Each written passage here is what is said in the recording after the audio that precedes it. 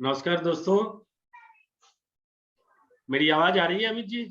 हाँ जी जी, आपकी आवाज आ रही है सर, बिल्कुल आ रही है। सभी लोगों को नमस्कार। आज के इस सेशन में जुड़े सभी मित्रों का हार्दिक स्वागत है, अभिनंदन है। मित्रों, काफी सारे अपने क्लाइंट्स और मित्रों के फोन आ रहे थे पीछे, LIC का IPO आ रहा है, आखिर ये है क्या, हमें कैसे मिलेगा। म्यूचुअल फंड के बारे में लोग पूछते थे, SIP के बारे में पूछते थे, SWP के बारे में और टैक्स सेविंग के बारे में बड़े सारे दोस्तों का क्वेरीज था। मैंने एक ग्रुप बनाया और मैंने ये सोचा कि इंडिविजुअल तो हम बताते ही हैं लोगों को, क्यों ना एक ग्रुप के माध्यम से और एक एक्सपर्ट को बुला के और हम बात करें। तो उसी के निमित्त आज हमने जाने माने स्पीकर, इस फील्ड के श्री अमित पालीवाल जी, जो परिचय के मोहताज नहीं है, बड़े सारे इनके वीडियो ऑडियो उपलब्ध है मार्केट में और बड़ा ही फेमस नाम, आप NJE वेल्थ से जुड़े हुए और आपका मार्गदर्शन मिलता है, तो मैंने सोचा क्यों नहीं हम उन्हीं को बुलाएं। तो इसी के निमित्त आज हम श्री अमित पालीवाल जी को बुलाए हैं। ये 45 मिनट का सेशन होगा और 15 मिनट का एक क्वेश्चन आंसर सेशन होगा। आप सभी उसका लाभ उठाएंगे और मैं ओवर कर रहा हूं और अमित जी को सपोर्ट कर रहा हूं। Thank you sir, thank you Avdhesh ji. मैं अमित पालीवाल एक बार आप सबका फिर से स्वागत करता हूं। मैं एक बार स्क्रीन शेयर कर रहा हूं अपनी, और उसके बाद फिर अपनी बात प्रेजेंटेशन के साथ ही करेंगे।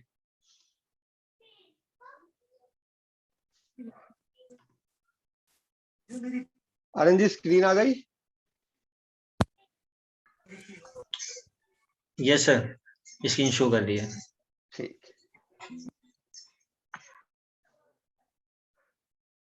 दोस्तों, आज हम बात करेंगे पैसा कमाने की और अमीर बनने की और एक सेकंड इनकम जनरेट करने की। मतलब आप नौकरी कर रहे हैं, बिजनेस कर रहे हैं, कुछ भी करिए, मैं आपकी आमदनी दुगनी कर दूंगा, 4 गुनी कर दूंगा। एक ऐसा आम का पेड़ लगा दूंगा कि काम आप करते रहें, नहीं भी करें एक समय के बाद तो आपको फल मिलते रहे। हम अपनी प्रेजेंटेशन में चर्चा करेंगे कुछ 3-4 टॉपिक की। एक तो LIC का आईपीओ आने वाला है, तो हम उसका फायदा कैसे उठाएं। इसके अलावा कुछ हम चर्चा करेंगे शेयर बाजार की, कुछ म्यूचुअल फंड की, कुछ बिटकॉइन की। और ये शेयर बाजार, म्यूचुअल फंड, बिटकॉइन एक आम आदमी के बटुए पे क्या असर डालता है, हम उसकी बात करेंगे कि मेरी जेब में क्या आएगा। आईपीओ खरीदूं, नहीं खरीदूं, शेयर बाजार में डालूं, बिटकॉइन लूं, मेरे को क्या फायदा होएगा, मेरा पैसा कितना बढ़ेगा, हम उसकी बात करेंगे। तो हम बात करेंगे बेसिक्स की। मैं एडवांस लेवल की बात नहीं कर रहा, एकदम कॉमन आम आदमी की भाषा में समझेंगे। रूल बेस्ड इन्वेस्टिंग, निवेश आप लोग बचपन से करते आ रहे हैं, पिताजी के जमाने से हमने निवेश होते देखा है। लेकिन निवेश करने का सही तरीका क्या है, कहां पैसा लगाएं और कितना लगाएं कि मेरे लाइफ के जो टारगेट्स हैं, मतलब जब मेरे बच्चे बड़े हों तो शान से उनकी शादी कर पाऊं, उनकी पढ़ाई के लिए एजुकेशन लोन नहीं देना पड़े, बच्चे जब सेटल हो जाएं, मैं और मेरी बीवी वृद्ध दंपत्ति गाड़ी, बंगला, बैंक बैलेंस मेंटेन कर पाए, हम ऐसी लाइफ जी पाए। तो शुरुआत करते हैं सबसे पहले शेयर बाजार से। अभी शेयर बाजार को अगर समझना है तो एक छोटा सा कॉन्सेप्ट मैं आपके सामने रख रहा हूं, आप ही से सवाल पूछ रहा हूं, अपने आप को ही जवाब दीजिएगा। करीब 52-53 लोग अभी मीटिंग में हैं। आप कौन हैं, क्या करते हैं और कैसे करते हैं in terms of your commercial life. कि आप दुकान चलाते हैं, बिजनेस करते हैं, नौकरी करते हैं, फैक्ट्री चलाते हैं, आप जो भी काम करते हैं अपने पास पेपर पे लिख लीजिए कि जनाब मैं ये काम करता हूं। और अगर वो काम में 1 महीने का छुट्टी लग गया, अपनी मर्जी से लिया, बच्चों का शादी ब्याह है, या मजबूरी में लेना पड़ा, कोरोना आ गया, तो क्या मेरे को आमदनी आएगा। और दूसरी बात, एक सर्टेन उम्र के बाद 55, 60, 65, 70 जिसके बाद मैं काम नहीं कर पाऊंगा, क्या मुझे उस बिजनेस से, उस नौकरी से पैसा आएगा। ये 2 चीजें लिख लीजिए। अब मैं बताता हूं कि आपका बिजनेस क्या है और आप उसे कैसे बदल सकते हैं। कहते हैं 30 मिनट में दुनिया नहीं बदलती, लेकिन 30 मिनट में लिया गया सही निर्णय जिंदगी बदल देता है। आज मैं कमिटमेंट के साथ कहता हूं कि यहां बैठे 60 लोगों की जिंदगी अगले 45 मिनट में मैं बदल के दिखाऊंगा।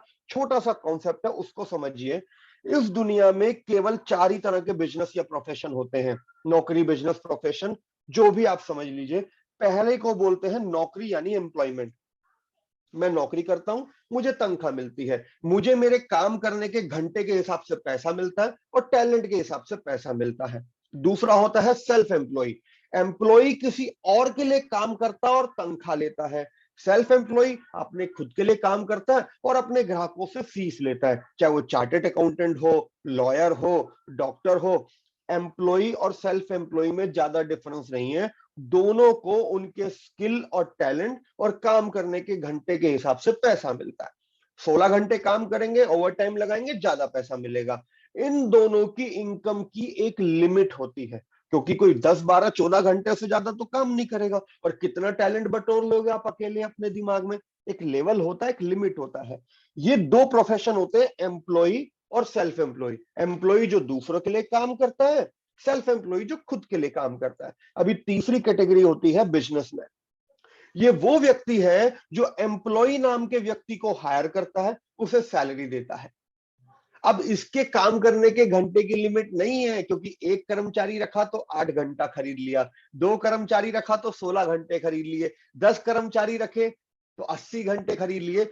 बिजनेसमैन की इनकम और समय की लिमिट नहीं होती। और एक चौथी कैटेगरी भी होती है, इसके भी आगे कुछ होता है, वो होता है इन्वेस्टर, शेयर होल्डर, बैंकर, साहूकार। ये वो लोग होते हैं, चौथी कैटेगरी के लोग, जो बिजनेसमैन को पैसा देते हैं कि ये लो पैसा, धंधा करो, प्रॉफिट कमाओ और हमें हमारा हिस्सा दो, चाहे ब्याज दो, चाहे कंपनी के प्रॉफिट में से प्रॉफिट दो।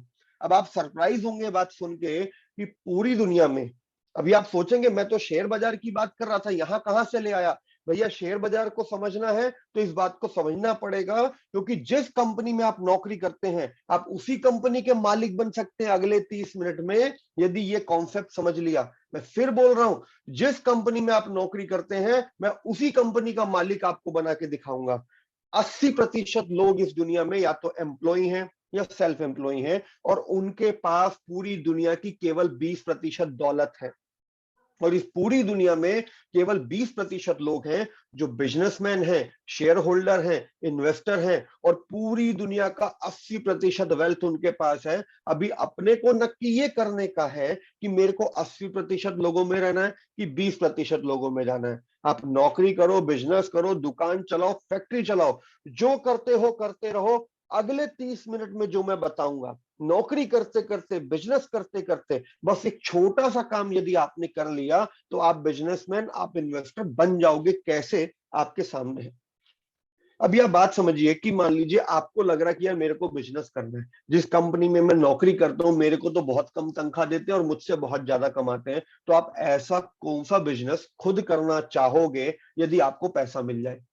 या आपका कोई दोस्त, रिश्तेदार, स्कूल फ्रेंड, आपने नौकरी किया, आपने एक बिजनेस किया, और उसने दूसरा बिजनेस किया और उसने बहुत पैसा छापा, और आपको लगता है कि यार ये धंधा मैंने किया होता तो मुझे प्रॉफिट होता। या हर किसी के जहन में होता सपना कि कहीं से पैसा मिल जाए तो रेस्टोरेंट खोलूंगा, ब्यूटी पार्लर खोलूंगा, अपना कोचिंग सेंटर खोलूंगा। ऐसा कौन सा सपना आपका है? वो बिजनेस जो आप अपने जहन में लेके बैठे हैं, करना चाहते हैं, मैं करके दिखाऊंगा। आप केवल दिमाग में सोच लीजिए कि ये मेरा बिजनेस प्लान है, और केवल 1 रुपया, केवल 1 रुपया आपसे लूंगा। उस 1 रुपए में मैं आपको बिजनेस आज अभी इसी वक्त खड़ा करके दिखा दूंगा। एक बात को समझिए, आपकी स्क्रीन पे कुछ नाम आ रहे हैं, Maruti, Apollo hospital, Titan, PVR, ये सब कंपनियां पता क्या है? ये सब बिजनेस है। और हमारी खुशनसीबी ये है कि हम भारत जैसे देश में पैदा हुए हैं जब बिजनेस को, शेयर्स को फल और सब्जी की तरह मंडी में खरीदा बेचा जा सकता है। आप लोग कभी पीवीआर सिनेमा गए हैं? याद कीजिए, 250-300 रुपए का टिकट एक होता है। मियाँ बीवी या बॉयफ्रेंड गर्लफ्रेंड या भाई बहन परिवार जब जाता है और आप 500 रुपए के 2 टिकट लेते हैं, तो उसमें से 1 पैसा मेरे पास भी आता है। और अभी इस वक्त मैं आपके सामने प्रेजेंटेशन दे रहा हूं, और पीवीआर सिनेमा हॉल में जो मूवी चल रही है उसका 1 पैसा मेरे को अभी थोड़ी देर पहले मिला, क्योंकि I am the owner of PVR cinema. मेरे पास पीवीआर सिनेमा के शेयर्स है और मैं उसका मालिक हूं। मैं हर 2 मिनट में एक स्विफ्ट डिजायर कार बना के बेचता हूं, क्योंकि मैं मारुति उद्योग का मालिक हूं। आपको लगेगा ऐसा कैसे हो सकता है? हो सकता है क्योंकि मारुति जैसी कार की फैक्ट्री का शेयर केवल 10,000 रुपए, 8,000 रुपए दीजिए, आज अभी इसी वक्त इंडिया की सबसे बड़ी कार की फैक्ट्री आपकी। शेयर बाजार का कॉन्सेप्ट समझिए। यदि आपको लगता है कि ये बिजनेस अच्छा है, इस बिजनेस में प्रॉफिट है, इसका भविष्य अच्छा है, इसमें भविष्य में प्रॉफिट होएगा, तो आपको बिजनेस करने की जरूरत नहीं है। वो बिजनेस पहले से ही कोई दूसरा व्यक्ति कर रहा है, जिसके शेयर बाजार में लिस्टेड है, आप उसके शेयर खरीद सकते हैं। फॉर एग्जाम्पल, कोरोना आया, डॉक्टर लाल पैथलैब का नाम तो सुना होगा, उसके भी शेयर बाजार में बिकते हैं। ऑनलाइन वेबसाइट का शेयर 1000 रुपए में मिल जाता है। स्विगी, जोमेटो, पेटीएम, इन सब के शेयर। ऐसा कोई बिजनेस नहीं जो शेयर बाजार में अवेलेबल नहीं। आप यूं बोलिए कि मुझे ये धंधा अच्छा लगता है, मुझे कोचिंग चलाना है, रेस्टोरेंट खोलना है, अगले 2 दिन में वो बिजनेस आपका होगा। मैं आपके सामने कुछ और एग्जांपल रख रहा हूं। मैंने कहा था शेयर बाजार बताऊंगा। शेयर बाजार के लिए मैंने आपको एक आईना दिखाया। हम सब शेयर बाजार से जुड़े हैं। आप शेयर खरीदे नहीं खरीदे, आप शेयर बाजार का हिस्सा है। हर भारतीय व्यक्ति शेयर बाजार का हिस्सा है। कुछ इस तरह से आपकी स्क्रीन पे कुछ नाम आ रहे हैं। इन नाम को देख के समझिएगा ये नाम क्या है। मेरी जिंदगी का हिस्सा है ये नाम। इन नामों के बगैर मेरी दिनचर्या शुरू नहीं होती। मैं पूरे दिन इन्हीं नामों के आसपास घूमता रहता हूं। सुबह उठ के मैं कोलगेट से ब्रश करता हूं, जिलेट के रेजर से दाढ़ी बनाता हूं, सेरा सैनिटरी वेयर के वॉश बेसिन में हाथ धोता हूं, हेवेल्स के गीजर में पानी गर्म करता हूं, हिंदुस्तान यूनिलीवर के लक्स साबुन से नहाता हूं, इमामी वाली मर्दों की ब्यूटी क्रीम लगाता हूं, रेमंड का कोट पहनता हूं, टाइटन की घड़ी बांधता हूं, ब्रिटानिया की ब्रेड खाता हूं और टाटा टी की चाय पीता हूं। आप विश्वास नहीं कर रहे, लेकिन ये सभी वो कंपनियां हैं जो मुझसे कमाती हैं, क्योंकि मैं इनका ग्राहक हूं। और केवल मैं नहीं, आप, मैं, हम सब 125 करोड़ लोग सुबह से लेकर शाम तक इन कंपनियों का माल खरीदते हैं। और इनका जब हम सामान खरीदते हैं तो इन कंपनियों को हमसे मुनाफा होता है। और मैं पिछले 5 साल की शेयर बाजार की ग्रोथ की बात नहीं कर रहा, अक्टूबर 2005 से अक्टूबर 2015 के बीच की बात कर रहा हूं। स्क्रीन पे इन कंपनियों के शेयर की कीमत लिखी है। कोलगेट का एक शेयर अक्टूबर 2005 में 130 रुपए का था। अक्टूबर 2015, 10 साल के बाद 930 रुपए का हो गया। कंपनी 7 गुना हो गई। सेरा सैनिटरी वेयर, जिसका हम लोग अपने घर में टॉयलेट, फ्लश, वॉश बेसिन, टूटी लगवाते हैं, कंपनी 56 गुना हो गई। सोचिए 10 साल में पैसा 50 गुना बढ़ जाना। ये है शेयर बाजार की पावर। वो कंपनियां जो हमसे कमाती हैं, वो कंपनियां जिनका सामान 100 करोड़, 125 करोड़ भारतीय इस्तेमाल करते हैं, क्या वो कंपनियां कभी डूबेंगी? ये सारी कंपनियां स्क्रीन पे आपके सामने है। हो सकता है मैं कोलगेट का टूथपेस्ट नहीं लूं, रामदेव का लूं, किसी का तो लूंगा। हो सकता मैं हेवल्स का गीजर नहीं लगवाऊं तो किसी और का लगवाऊंगा। एक साबुन से नहीं नहाऊंगा तो दूसरे साबुन से नहाऊंगा। आटा, दाल, चीनी, चावल तो मेरे घर लाऊंगा ही ना। तो मेरी वजह से कोई ना कोई कंपनी तरक्की करेगी, तो क्यों ना उसी कंपनी को खरीद लिया जाए। और ये सारी की सारी कंपनियां बिकाऊ हैं। इनकी कीमत दीजिए, इनका शेयर खरीद लीजिए। कल को मुनाफा कमाएंगी, आपका भी फायदा होएगा। अभी ऐसी और भी कंपनियां हैं। अभी देखो, मैं जुबिलेंट से पिज्जा मंगाता हूं, मैं जी बिजनेस चैनल देखता हूं, मेरे घर में सास बहू के सीरियल भी देखे जाते हैं, मैं पीवीआर सिनेमा भी जाता हूं, गॉडफ्रे फिलिप की सिगरेट लेता हूं, यूनाइटेड स्पिरिट की ड्रिंक्स लेता हूं। साल में एक बार अपोलो हॉस्पिटल भी जाना पड़ता है दवा लेने, वो मुझे ल्यूपिन की दवा लिख के देता है। ये सारे के सारे बिजनेस शेयर बाजार में है। मैंने आपको शेयर बाजार का केवल एक चेहरा दिखाया है कि ये है असली में शेयर बाजार। वो कंपनियां जिनका माल हम खरीदते हैं, जो हमसे प्रॉफिट बनाती हैं, क्यों ना हम उनके शेयर खरीदें और वो प्रॉफिट हमारे घर आए। और आप विश्वास नहीं करेंगे, नीचे दिखाया मैंने, 10 साल में इन सभी कंपनियों की, वो कंपनियां जिनका डायरेक्ट रिलेशन कस्टमर से है, कस्टमर जिनका प्रोडक्ट डायरेक्टली जाके खरीद के लाता है परचून की दुकान से या डायरेक्टली खरीदता है, सालाना 26% का ब्याज, महीने का 2% से भी ज्यादा। बताओ, महीने का 2% ब्याज कहां मिलता है? पूरे साल में 4% का इंटरेस्ट नहीं मिलता बैंक में, या सालाना 26% की ग्रोथ है, वो भी कंपाउंडिंग, ब्याज पे ब्याज, ग्रोथ पे ग्रोथ, प्रॉफिट पे प्रॉफिट, कंपाउंडिंग रिटर्न। ये शेयर बाजार का छोटा सा चेहरा है जो मैंने आपको दिखाया। अभी शेयर बाजार का मैं दूसरा पहलू आपको दिखा रहा हूं। अभी तो मैंने केवल वो कंपनियां दिखाई जिनको आप और मैं जानते हैं, जिनका माल आप और मैं हमारे घर लेकर आते हैं। पर बहुत बड़ी शेयर बाजार की दुनिया है। ये तो केवल 25 कंपनी थी।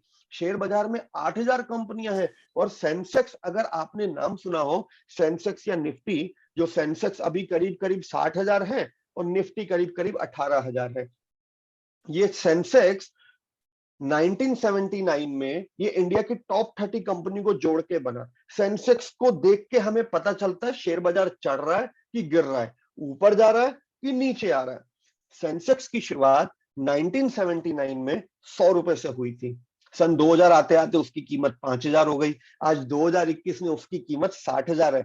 हर 10 साल के लेवल आपके सामने स्क्रीन पे। सेंसेक्स बोले तो पूरा भारत का शेयर बाजार, और इसके पूरे भारत के शेयर बाजार की सालाना ग्रोथ है 17%, 17% कंपाउंडिंग एनुअलाइज ग्रोथ रेट। सोचिए, जिन लोगों ने शेयर बाजार में लंबे समय के लिए पैसा रखा उनको सालाना 17% का ब्याज मिल रहा है। इतना तो बिजनेस में प्रॉफिट नहीं आता भैया। और दिखाता हूं आपको कि एक दिन में शेयर बाजार ऊपर नहीं आया। कभी कोई सोचे कि पिछले 5 साल में तो बहुत चढ़ा, चलो पैसा डालो हमारा भी बनेगा। शेयर बाजार ऐसे एकदम से ऊपर नहीं आया। सांप सीढ़ी की तरह गोता खाता आता है, ऊपर चढ़ता है, सांप डसता है, फिर नीचे जाता है, फिर सीढ़ी चढ़ता है, फिर सांप डसता है, फिर नीचे आता है। लेकिन आज तक जब जब शेयर बाजार गिरा है, गिरने के बाद चढ़ा है। देखो, 100 रुपए से शुरू हुआ था सेंसेक्स, आज 60,000 है। कुछ तो बात है ना। ये आपके सामने स्क्रीन पे दिख रहा है। कब कब शेयर बाजार चढ़ा, कब कब गिरा, वो ऐसे ऐसे ऐसे ऐसे होता होता फाइनली ऊपर आया है। लंबे समय में ये लेवल का ग्रोथ लोगों को मिला है। ये अलग अलग समय की गिरावटें हैं। जब जब शेयर बाजार जितना जितना गिरा, उसके बाद उतनी ही तेजी से उतना ज्यादा चढ़ा। 1988, 1993, 2003, 2009, 2019, कोरोना अभी 2 साल पुरानी बात है। शेयर बाजार भयंकर गिरा, लेकिन अगले साल फिर चढ़ गया। तो अभी वैसे भी फिर शेयर बाजार गिरा हुआ है। तो शेयर बाजार में ये ग्रोथ पिछले 40 साल से आ रही है। मैंने शेयर बाजार के 2 पहलू आपको दिखाए। पहला कि आम आदमी जिन कंपनियों का प्रोडक्ट खरीदता है उनके भी शेयर हैं, और ओवरऑल शेयर बाजार की पिछले 40 साल की ग्रोथ। अभी अपना ये अनुमान है, मैं कोई प्रिंटेड गारंटी नहीं दे रहा, ये मैथमेटिकल प्रोजेक्शन है। सालाना 17% शेयर बाजार की ग्रोथ है। यदि आज के बाद केवल 15% की भी ग्रोथ आई तो सन 2025 आते आते सेंसेक्स 1 लाख हो जाएगा। 2030 में सेंसेक्स 2 लाख हो जाएगा। मैं 15 साल पहले धंधे में आया था, तब सेंसेक्स 8,000 था। लोगों को कहता था सेंसेक्स 50,000 होगा, लोग नहीं मानते थे। तब भी रिस्क था, आज भी रिस्क है, कल भी रिस्क रहेगा। एक बात बड़ी क्लियर है, यदि भारतीय अर्थव्यवस्था, आपकी और मेरी आमदनी अगले 10 साल में बेहतर होगी तो हम खर्चा ज्यादा करेंगे। हम खर्चा ज्यादा करेंगे तो इन कंपनियों के शेयर बढ़ेंगे, तो शेयर बाजार बढ़ेगा। यदि आपको लगता है कि भारतीय अर्थव्यवस्था पिछले 40 साल की इकोनॉमी और अगले 40 साल की इकोनॉमी बेहतर होगी तो ग्रोथ होगी। अगर आपको लगता है कि नहीं ये तो बर्बाद हो गया, देश तो डूब जाएगा, अगले 40 साल बर्बादी वाले हैं, तो फिर शेयर बाजार नहीं चढ़ेगा। पिछले 40 साल वो 40 साल थे जब 2 प्राइम मिनिस्टर को गोली मार दी गई। हर 5 साल में बाढ़, सूखा, भूकंप आता था। गरीबी रेखा के नीचे जीते थे।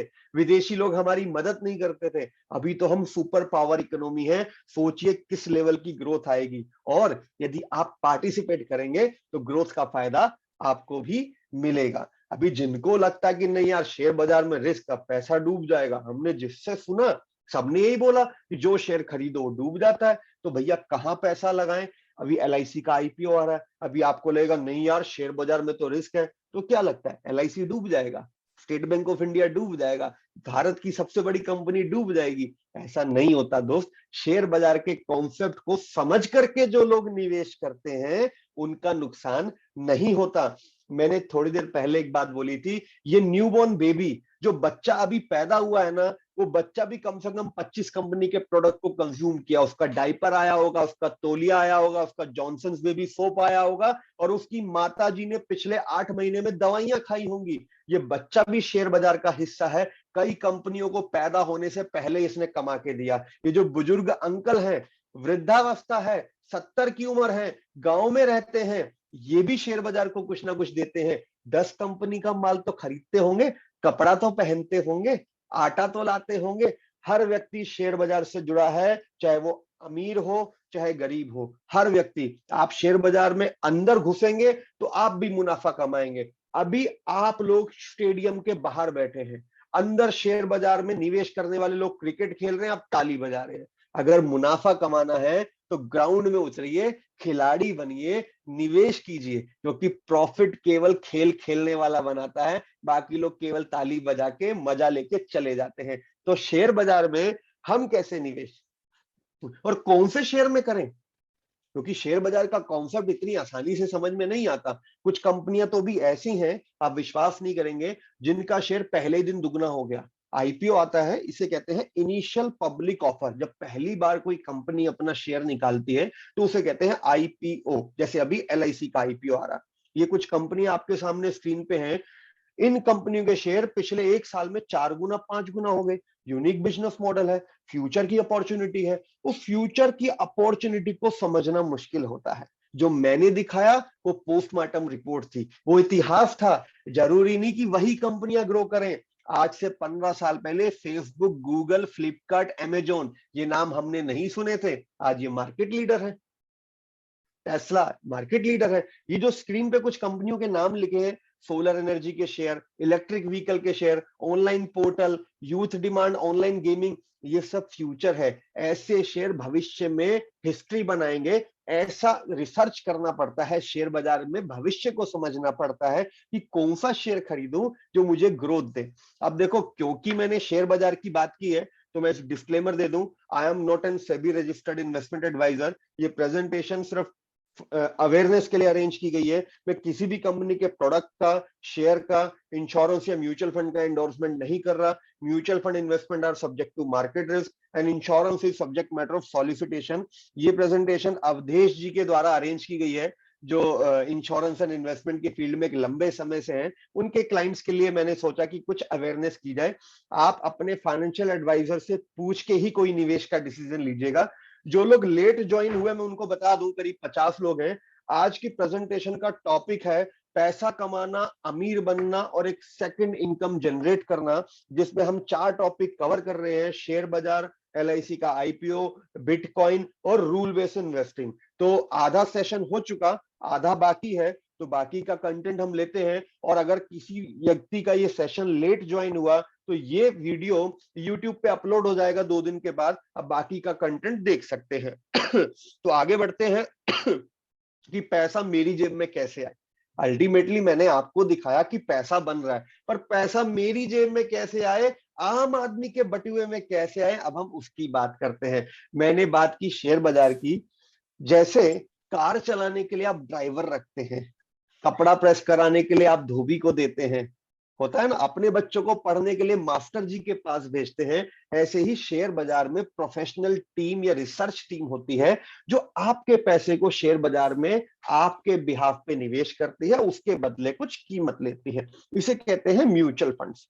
और ये म्यूचुअल फंड जो है एक पूल ऑफ इन्वेस्टमेंट होता है। जैसे यूं समझ लीजिए कि बोली की कमेटी, कि बहुत सारे लोग पैसा देते हैं, कोई 5,000 देता, कोई 50,000 देता, कोई 5 लाख देता है, उससे एक बड़ी रकम तैयार हो जाती है। उस बड़ी रकम से एक रिसर्च टीम प्रोफेशनल वे में उस पैसे को शेयर बाजार में निवेश करती है। और ये सब कुछ होता है सेबी के कंट्रोल में। गवर्नमेंट ऑफ इंडिया ने एक सेबी नाम की बॉडी बना दी, उसके रूल रेगुलेशन और नियम बना दिए कि म्यूचुअल फंड है, इन नियमों के तहत वो निवेश करेगा और आपको प्रॉफिट बना के देगा।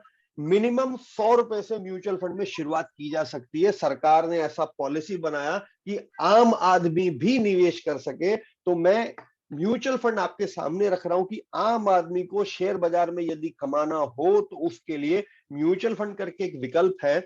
और म्यूचुअल फंड का सबसे बड़ा फायदा क्या होता है, एक तो रिसर्च टीम प्रोफेशनल होती है। अभी मान लीजिए आपके पास 1 लाख रुपए है, आप 1 लाख रुपए से एक शेयर नहीं खरीद पाएंगे। आपने एमआरएफ नाम सुना होगा, टायर डलवाते अपन लोग गाड़ी में, उसका एक शेयर 1 लाख रुपए का है। जॉकी चड्डी बनियान नाम सुना होगा, जॉकी अंडरगारमेंट, उसका एक शेयर 40,000 रुपए का है, अपन लोग तो खरीद ही नहीं पाएंगे। अब मान लीजिए आप पे 1 लाख रुपया है और आप शेयर बाजार में निवेश करना चाहते हैं, और इधर से मुकेश अंबानी साहब आके बोलते हैं कि भैया तुम्हारे पास 1 लाख है, मेरे पास 99 लाख है, तुम अपना 1 लाख मुझे दे दो, मैं 1 करोड़ रुपए लेके शेयर बाजार में घुसता हूं, जब वापिस आऊंगा तुम्हारा हिस्सा तुम्हारा, मेरा हिस्सा मेरा। अभी बोलो क्या बेहतर रहेगा। तो म्यूचुअल फंड में रकम बड़ी होती है, एक प्रोफेशनल रिसर्च टीम होती है, और सबसे बड़ी बात, आपके पैसे को 40 से 50 कंपनी में बांट के डाला जाता है। माने आप मेरे को अभी 10,000 रुपए दे दीजिए, 10,000 भी छोड़िए, केवल 1,000 रुपए दे दीजिए, 500 रुपए दे दीजिए, इससे रकम क्या कम बोलेंगे, 100 रुपया दे दीजिए। 100 रुपए तो नाम मात्र के ना शगन में चले जाते हैं। यदि आप मुझे 100 रुपया भी देंगे और मैं उससे म्यूचुअल फंड खरीदूंगा तो उस 100 रुपए से आपके नाम पे 50 कंपनी के शेयर खरीदे जाएंगे। माने तो एक पेट्रोल पंप लग जाएगा, एक कोचिंग सेंटर खुल जाएगा, एक कार का फैक्ट्री लग जाएगा, एक घड़ी का फैक्ट्री लग जाएगा, एक बैंक खुल जाएगा, एक शॉपिंग कॉम्प्लेक्स खुल जाएगा, एक फार्मास्यूटिकल फर्म खुल जाएगी, एक हॉस्पिटल लग जाएगा। यानी केवल घर बैठे बैठे आप नौकरी कर रहे हैं, करते रहिए, आप बिजनेस कर रहे हैं, करते रहिए, कुछ पैसा दीजिए और उस पैसे में टाटा, बिरला, अंबानी जैसे बिजनेसमैन आपके लिए काम पे लग जाएंगे और आपको मुनाफा कमा के देंगे। और क्या मुनाफा म्यूचुअल फंड ने कमाया है वो मैं आपके सामने स्क्रीन पे रख रहा हूं। स्टेट बैंक ऑफ इंडिया आप लोगों ने नाम सुना होगा, एसबीआई फोकस्ड इक्विटी फंड, ये एसबीआई का एक म्यूचुअल फंड है। मीटिंग खत्म होने के बाद आप गूगल पे लिख दीजिएगा, आप सबके फोन में गूगल है, SBI focused equity fund. Detail internet पे अवेलेबल है, सब कुछ प्रिंटेड है, ब्लैक एंड व्हाइट है, कहीं भी इंटरनेट पे आप सर्च कर लीजिए। सन 2004 में 10 रुपए का आया था। ये म्यूचुअल फंड है, जब कोई म्यूचुअल फंड लॉन्च होता है तो उसकी कीमत 10 रुपया होती है। एसबीआई ने बोला हम म्यूचुअल फंड ला रहे हैं, आप निवेश कीजिए, हम शेयर बाजार में लगाएंगे, नफा नुकसान जो हुआ आपका, चढ़ा तो भी आपका, गिरा तो भी आपका। एसबीआई उसमें 2% फीस चार्ज करता है, केवल 2%। आज 2021, 17 साल हो गए, 10 रुपए की कीमत 230 रुपया हो गई, सालाना 20% का ब्याज। आप विश्वास नहीं करेंगे लेकिन ये सच है कि 1 लाख रुपए का 23 लाख रुपया हो गया। और यही एसबीआई में एफडी कराया होता तो 1 लाख का 5 लाख भी नहीं बनता 17 साल में। ये एसबीआई के म्यूचुअल फंड में ऐसा रिटर्न बना है।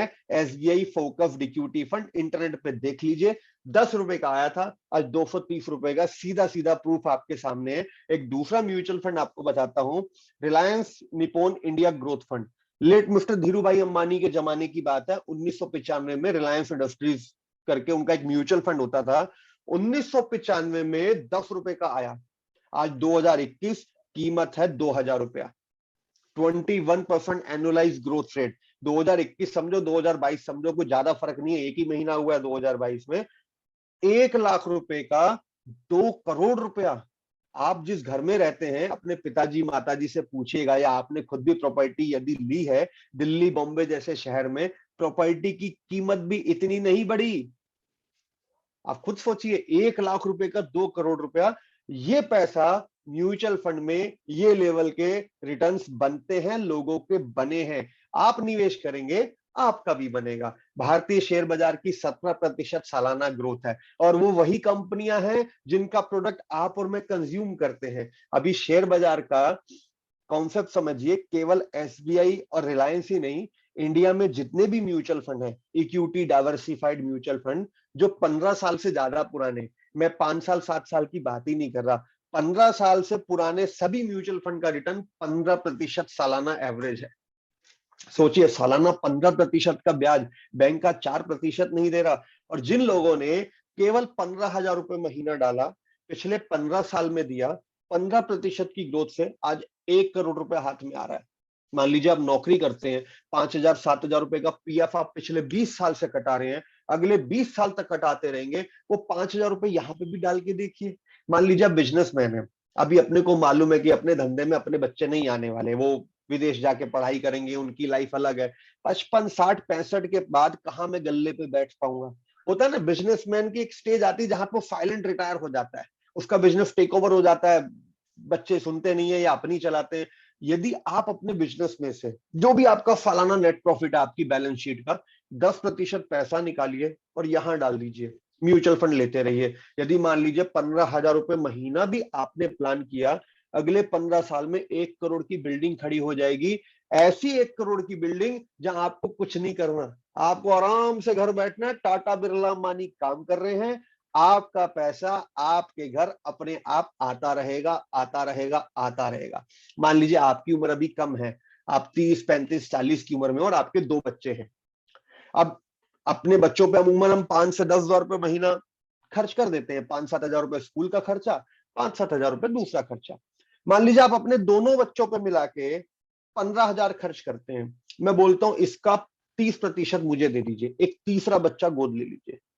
मैं बच्चा गोद लेने की बात कर रहा हूं, आप अपने बच्चे पे जितना भी पैसा खर्च करते हैं, एक बच्चे पे, दो बच्चों पे, तीन बच्चों पे, मुझे केवल 5,000 रुपए महीना दे दीजिए। मैं 5,000 रुपए महीने से आपके नाम का एक बच्चा पालूंगा, पोसूंगा, बड़ा करूंगा।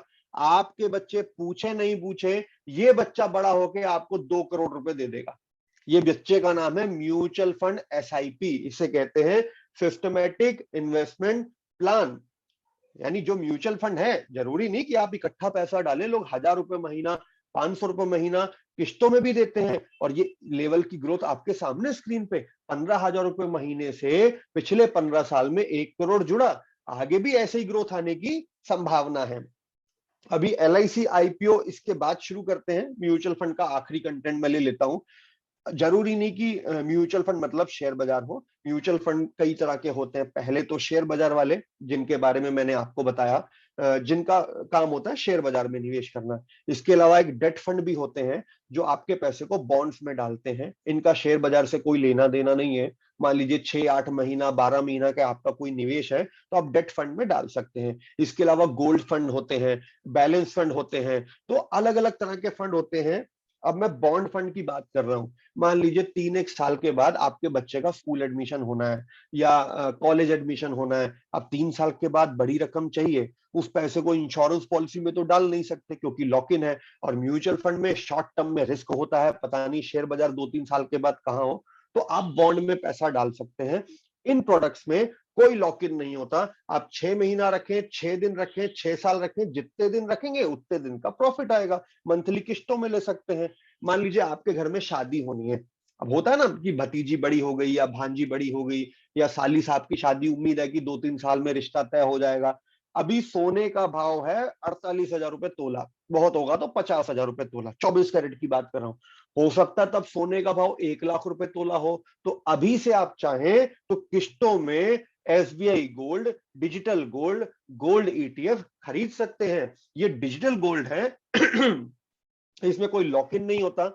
ये सोना नकली नहीं होता क्योंकि इसमें आपको सर्टिफिकेट मिलता है, अकाउंट स्टेटमेंट आती है। ये सोना चोरी नहीं हो सकता क्योंकि म्यूचुअल फंड कंपनी के पास पड़ा है। और जिस दिन आप पैसा वापस मांगेंगे, जो उस दिन का सोने का भाव होगा उसके हिसाब से आपका पैसा आपके बैंक में आ जाएगा। तो मान लीजिए 2-3-4 साल के बाद शादी होनी है, या आप दादाजी नानाजी हैं, नाती पोतों की शादी में पता नहीं हम रहे नहीं रहे, उनके नाम से आप चाहें तो 10,000, 25,000, 50,000 का सोना आज ही उनके नाम पे खरीद सकते हैं। तो ऐसा भी विकल्प होता है। एक बैलेंस फंड भी कैटेगरी होती है जो शेयर बाजार में, म्यूचुअल फंड में मिक्स करके पैसा डालते हैं। तो मान लीजिए आप गृहिणी हैं या स्टूडेंट हैं या आप पहली बार निवेश कर रहे हैं शेयर बाजार में और ज्यादा जोखिम नहीं उठाना चाहते, तो आप ऐसे प्रोडक्ट में भी जा सकते हैं जो पैसा बांट के डालता है, कुछ शेयर बाजार में, कुछ बॉन्ड में, कुछ गोल्ड में। और इनका भी अगर मैं रिटर्न देखूं तो सालाना करीब करीब 15% का, 14% का रिटर्न बैलेंस फंड का भी इंडिया में आया है। अभी बात करते हैं LIC के IPO की। हम सबको मालूम है LIC का IPO आना है और शायद 11 मार्च को ही आना है। कुछ और अपडेट आए हैं लेकिन अभी ऑफिशियली कंफर्म नहीं हुए तो उन्हें मैं स्क्रीन पे नहीं रहेगा। अभी बहुत सारे लोगों को क्वेश्चन है, यार LIC का IPO आ रहा है, हमारी तो पॉलिसी है, हम तो सरकारी कर्मचारी हैं, हमारा क्या होगा, पॉलिसी होल्डर का क्या होगा। एक बात समझिए, आज कोई पहली बार नहीं है कि सरकार किसी कंपनी को बेच रही है। इससे पहले बहुत सारे नाम है, state bank of India, PNB, NTPC, MTNL, BSNL, Bharat petroleum, Bharat heavy electrical, ये सब सरकारी कंपनियां थी। सरकार को जरूरत पड़ी पैसों की, सरकार ने 5%, 10%, 15% शेयर बेच दिए। LIC में भी ऐसा ही है। LIC में सरकार अपना 5% हिस्सा बेच रही है और इसका फायदा ये होगा कि सरकार को पैसा मिल जाएगा, देश चलाने के काम आएगा और आपको मालिकाना अधिकार मिल जाएगा। यदि आप LIC का एक शेयर खरीदते हैं तो आप बेसिकली आज के बाद LIC के मालिक बन जाएंगे। LIC का मालिकाना अधिकार होगा आपके पास और life insurance corporation of India जो भी प्रॉफिट कमाएगा उसका एक हिस्सा आपके घर भी आएगा। अभी LIC इतना बड़ा जहाज है, इतनी बड़ी कंपनी है कि LIC की अकेले की वैल्यूएशन कराची स्टॉक एक्सचेंज से यानी पाकिस्तान से ज्यादा बड़ी निकलने वाली है। जम्मू कश्मीर से लेकर कन्याकुमारी तक, चाहे गांव का छोटा घर हो या शहर का बड़ा बंगला हो, हर घर में LIC पॉलिसी है। इतना बड़ा जहाज है तो क्यों ना इसका शेयर खरीदा जाए, इसका प्रॉफिट उठाया जाए। अभी कोई ये सोचे कि LIC का IPO लूंगा और डे 1 पे बन जाएगा, ऐसा नहीं होगा। सरकारी कंपनी है, बड़ी कंपनी है, बड़ा जहाज है, धीरे धीरे धीरे धीरे चलता है और डूबता नहीं है।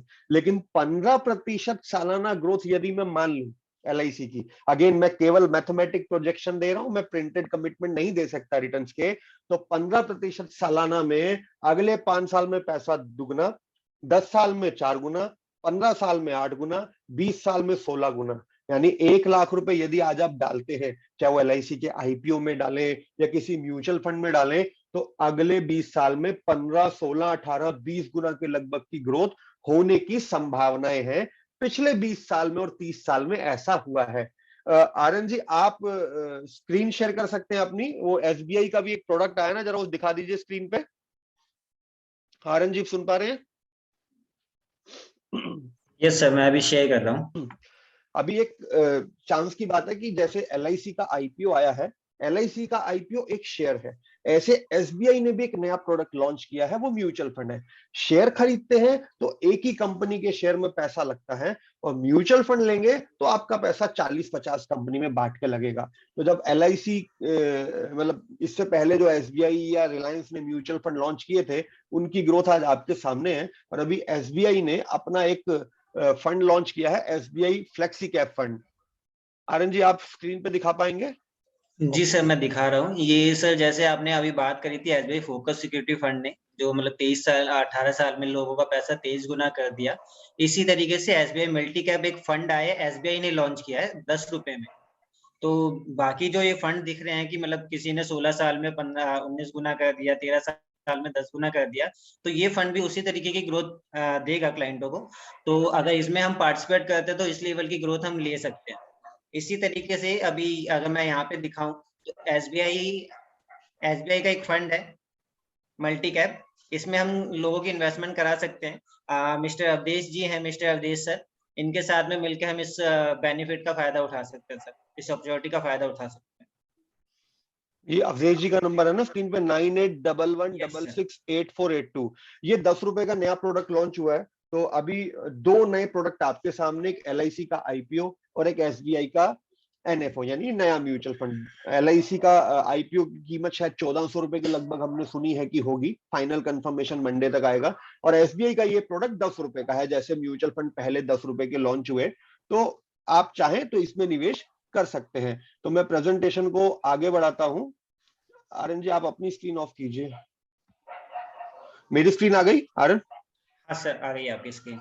मैं दोबारा से मैथमेटिक प्रोजेक्शन पे हूं। यदि 15% सालाना ग्रोथ आती है, चाहे वो शेयर बाजार से आए, म्यूचुअल फंड से आए, या आपके किसी भी बिजनेस से आए। अभी देखो, मैंने यहाँ 20 साल की बात की, 10 साल की बात की। अपन लोग परचून की दुकान खोलते हैं, कोई फैक्ट्री लगाते हैं, तो ये थोड़ी सोच के लगाते हैं कि प्रॉफिट में आएगा तो फैक्ट्री बेच देंगे। ये सोच के लगाते हैं कि जिंदगी भर बिजनेस करेंगे, जिंदगी भर प्रॉफिट कमाएंगे। और शेयर बाजार, म्यूचुअल फंड एक ऐसा बिजनेस है जहां केवल आपको पैसा देना है, हींग लगे ना फिटकरी, रंग भी चोखा है, पैसा देके छोड़ दीजिए। आप नौकरी कर रहे हैं, करते रहिए, बढ़िया नौकरी कीजिए, तैयारी कीजिए कंपटीशन की, सरकारी नौकरी कीजिए, टैलेंट एक्वायर कीजिए, स्विच कीजिए, करते रहिए नौकरी। लेकिन अपनी नौकरी का 10, 15, 20% पैसा स्पेयर कीजिए, उससे म्यूचुअल फंड या अच्छी कंपनी के अच्छे शेयर खरीदिए। आप बिजनेस कर रहे हैं, जो भी आपकी बैलेंस शीट है, 5%, 10%, जितना आप स्पेयर करना चाहें स्पेयर कीजिए। उससे टाटा, बिरला, अंबानी, बिनानी, LIC, SBI जैसे क्वालिटी शेयर्स खरीदिए, ताकि जब आप रिटायर हो या भगवान ना करे कल को कोई सरकारी पॉलिसी आ गई, बिजनेस बंद करना पड़े, तो वो बिजनेस आपको प्रॉफिट बना के देंगे। अभी LIC का IPO अप्लाई करने का तरीका मैं आपको बता देता हूं। आर्यन जी, स्क्रीन पे पेन के निशान आ रहे हैं, देखिए किन की तरफ से हो रहा है, स्टॉप कर लीजिए। LIC का IPO खरीदने के लिए आपको 2 काम करने पड़ेंगे। सबसे एक बड़ी बात ये कि LIC का IPO में यूजुअली अच्छे IPO मिलते नहीं लोगों को, लॉटरी सिस्टम होता है। लेकिन LIC के IPO में LIC के पॉलिसी होल्डर के लिए रिजर्वेशन है। तो उसके लिए पहले आपको अपनी पॉलिसी को अपने पैन नंबर से लिंक करना होगा। उसका लिंक मैं अभी आर्यन जी, आप अवधेश जी को शेयर कर दीजिएगा। अगर आप नहीं कर पाते तो अपना पॉलिसी नंबर और अपने पैन कार्ड की कॉपी अवधेश जी को व्हाट्सएप कर दीजिएगा। मैं फिर रिपीट कर रहा हूं, आपके पैन कार्ड का कॉपी और आपका पॉलिसी नंबर अवधेश जी को आप व्हाट्सएप कर देना, वो ऑनलाइन जाके करेंगे, एक ओटीपी आएगा, ओटीपी दे दीजिएगा, आपकी पॉलिसी पैन कार्ड से लिंक हो जाएगी। दूसरा, आपको एक डीमेट अकाउंट खुलवाना होगा। जैसे हम अपना पैसा सेविंग अकाउंट में रखते हैं, बैंक अकाउंट में रखते हैं, जैसे शेयर्स डीमेट अकाउंट में रखे जाते हैं, तो उसके लिए शेयर बाजार वाला डीमेट अकाउंट चाहिए। अब वो डीमेट अकाउंट आप कहीं भी खुलवा सकते हैं। और एक चीज हमने और सुनी कि शायद 10% का डिस्काउंट भी रहेगा। 10% के डिस्काउंट का मतलब होता है 100 रुपए का शेयर आपको 90 में मिलेगा और पहले दिन माल 100 में बिक जाएगा। मतलब कुछ भी नहीं करना, बैठे बिठाए 10% का प्रॉफिट है। तो ऐसा उम्मीद है। अब शेयर ब्रोकर की अगर हम बात करें तो आप गूगल में सर्च कर लीजिए, आपके घर के आसपास आपको कोई ना कोई शेयर ब्रोकर मिल जाएगा। जरोधा, इंडिया बुल, आईसीआईसीआई, ऐसे बहुत सारे शेयर ब्रोकर हैं, किसी भी बैंक में आप जा सकते हैं। या फिर एनजे वेल्थ करके एक ब्रोकिंग हाउस है जिसमें मैं काम करता हूं और अवधेश जी भी उसी कंपनी के साथ जुड़े हुए हैं। तो एनजे वेल्थ का मोबाइल ऐप है, आप प्ले स्टोर में जाएंगे, गूगल प्ले स्टोर में एनजे ई वेल्थ देखेंगे तो आपको ये मोबाइल ऐप मिल जाएगी और आप इसे डाउनलोड कर सकते हैं। इससे भी आप शेयर, म्यूचुअल फंड, बॉन्ड, ये सब प्रोडक्ट खरीद सकते हैं। और उसको एक्टिवेट करने के लिए आपको आपका पैन कार्ड, आधार कार्ड और कैंसिल चेक का कॉपी अवधेश जी को व्हाट्सएप करना होगा। आप अवधेश जी को व्हाट्सएप कर दीजिए, अवधेश जी आपके नाम पे ये ऑनलाइन अकाउंट खुलवा देंगे। इससे आप एलआईसी का आईपीओ भी खरीद सकते हैं, एसबीआई का म्यूचुअल फंड भी खरीद सकते हैं, और भी कोई प्रोडक्ट जो भी शेयर बाजार, bond, RBI bond, capital gain bond, NPS, ये सब इस अकाउंट में मिल जाएगा। मैं खुद एनजे वेल्थ के साथ जुड़ा हूं तो एक डिस्क्लेमर देना जरूरी है, मॉनेटरी बेनिफिट मुझे मिलेंगे इसलिए बताना जरूरी था। तो मोबाइल ऐप बेस होता है, हर चीज के लिए ओटीपी आएगा, ओटीपी डालिए, ट्रांजैक्शन डन। अब मैं प्रेजेंटेशन को ले जा रहा हूं दूसरी दिशा में। मैंने शेयर बाजार, एलआईसी, आईपीओ, म्यूचुअल फंड सब बताया। अभी आम आदमी के गणित की बात करते हैं। आम आदमी का बटुआ, आपकी मेरी पॉकेट, आपकी मेरी आमदनी, आपके मेरे खर्चे और उन खर्चों से होने वाली बचत और उस बचत से बनने वाला आम का पेड़। कंपाउंडिंग रिटर्न को कहते हैं दुनिया का 8वां अजूबा। यदि किसी व्यक्ति के पास 1,00,000 रुपए हो, अगेन ये मैथमेटिकल प्रोजेक्शन है, मैं रिटर्न की कमिटमेंट नहीं दे सकता, सेबी मुझे अलाउ नहीं करता। 8% सालाना का ग्रोथ आए तो 10 साल में 2,00,000, 20 साल में 6,00,000 बनता है, ज्यादा डिफरेंस नहीं है। लेकिन जब 20 साल का फर्क होता है ना, तो 8% पे 4,00,000 और 20% पे 38,00,000 बनता है। अभी आपको आपने 1,00,000 का 4,00,000 बनाना है कि 40,00,000, वो आपके हाथ में है, क्योंकि 8% वाला प्रोडक्ट भी आपके पास है, 20% वाला प्रोडक्ट भी भारत में अवेलेबल है। आप कहाँ निवेश करते हैं उससे निर्भर करता है। और इसको लाइटली मत लीजिएगा, क्योंकि आपके बच्चों का अच्छा भविष्य, आपका पीसफुल रिटायरमेंट आपके निवेश पे निर्भर करता है कि आपका निवेश आपको क्या प्रॉफिट दे रहा है। मैं ये नहीं बोलता कि सारा पैसा एक ही जगह डाल दो, बट एक बैलेंस्ड अप्रोच होनी चाहिए। कुछ एलआईसी में डालो, कुछ म्यूचुअल फंड में डालो, कुछ पीएफ में डालो, कुछ बॉन्ड में डालो और कुछ गोल्ड में भी डालो, डिजिटल गोल्ड। क्योंकि हर घर में 5 साल के दौरान एक शादी होती है। मेरी शादी हुई, 5 साल के बाद छोटे भाई की शादी होगी, उसके 5 साल के बाद चाचा जी के बेटे की शादी होगी, उसके 5 साल के बाद साली की शादी होगी। सिलसिला चलता रहता है। हर 5 साल में सोना खरीदना पड़ता है। नजदीकी शादी है तो 3 तोला 4 तोला, दूर की शादी है तो 1 तोला, तो नाना करते हुए चला ही जाता है। तो सोने में भी निवेश कीजिए, लेकिन डिजिटल गोल्ड में। तो आगे बात करते हैं कंपाउंडिंग रिटर्न। यदि 10,000 रुपए महीने के निवेश की बात की जाए, कंपाउंडिंग ग्रोथ 10,000 पर मंथ, 5% सालाना का रिटर्न आता है तो रिटर्न आपके सामने है। यही 15% का रिटर्न आता है तो 1,25 करोड़ बनता है। और मैं एक बैलेंस्ड अप्रोच लेता हूं कि हम सब जगह पैसा बांट के डालेंगे, कुछ एलआईसी में, कुछ बॉन्ड में, कुछ पीपीएफ में, कुछ गोल्ड में। मोटा मोटी 10% का भी रिटर्न आया ना तो 65-70 लाख की रेंज में आपकी ग्रोथ बनती है। और यदि मैं गोल बेस अप्रोच की बात करूं, टारगेट ओरिएंटेड, कि ये मेरा गोल है, मुझे 5 करोड़ रुपए जोड़ना है, रिटायरमेंट से पहले 5 करोड़ चाहिए भैया। 1 करोड़ बच्चे की शादी, 1 करोड़ बच्चे की पढ़ाई, 2 करोड़ मेरी रिटायरमेंट, 5 करोड़ का टारगेट। और मैं आपको बता दूं, जिस आदमी की इनकम 50 से 60 हजार रुपए महीना है, उसको सच में अपने गोल अचीव करने के लिए 5 करोड़ रुपए चाहिए होगा। मैं अभी आपको स्क्रीन पे प्रूव कर दूंगा। तो 5 करोड़ लेना है तो मैंने रिवर्स कैलकुलेशन ली है। या तो 55,000 रुपए महीना आप डालिए सेफ जगह पे जहां 8% का ब्याज है। अब अगेन 50,000 कमाने वाला आदमी 55,000 का निवेश तो नहीं करेगा। या फिर आप 15,000 रुपए महीना डालिए, भी 15% की ग्रोथ पे, या मैं मोटा मोटी 25 से 30 हजार रुपए महीने का निवेश मानूं, 12% की ग्रोथ मानूं, तो ये टारगेट इजीली अचीव किया जा सकता है। मैंने मैथमेटिक कैलकुलेशन दी है 8, 12, 15, लेकिन एक कहावत है कि सभी अंडे एक टोकरी में नहीं रखने चाहिए। जो मैंने रूल बेस्ड इन्वेस्टिंग की बात की थी कि निवेश का नियम क्या कहता है, कितना रुपया शेयर बाजार में डालूं, क्या सही रहेगा मेरे लिए, तो हम क्या रेकमेंड करते हैं कि पैसे के 3 हिस्से कीजिए। पहले हिस्से से लीजिए जीवन बीमा, दूसरे हिस्से से लीजिए शॉर्ट टर्म प्रोडक्ट जिनमें कोई लॉक इन ना हो, कोई रिस्क ना हो, जब चाहे निकलवा सकूं, और उसके बाद जो तीसरा हिस्सा बचता है उसे आप डालिए प्रॉपर्टी में, शेयर बाजार में, म्यूचुअल फंड में। ये 33 हो सकता है, किसी के लिए 40, 45, 50, 55 का ग्रोथ हो। आप और मैं, अवधेश जी कभी बैठेंगे आर्यन जी, तो हम कैलकुलेट करेंगे कि आपके लिए कहां पे कितना डालना चाहिए और ये क्यों होना चाहिए, इस बात को समझिए। देखिए, सब कुछ ठीक चलता रहा मेरी लाइफ में, मैं बढ़िया पैसा कमा रहा हूँ, घर चला रहा हूँ, बचत कर रहा हूँ, सब कुछ ठीक चल रहा है। भगवान ना करे कोई इमरजेंसी आ गई तो व्हाट इज बैकअप प्लान? आजकल आपने बहुत सुना होगा नाम, plan B. What is your plan B? कल को धंधा मंदा हो गया, नौकरी छूट गई, क्या प्लान बी है आपका?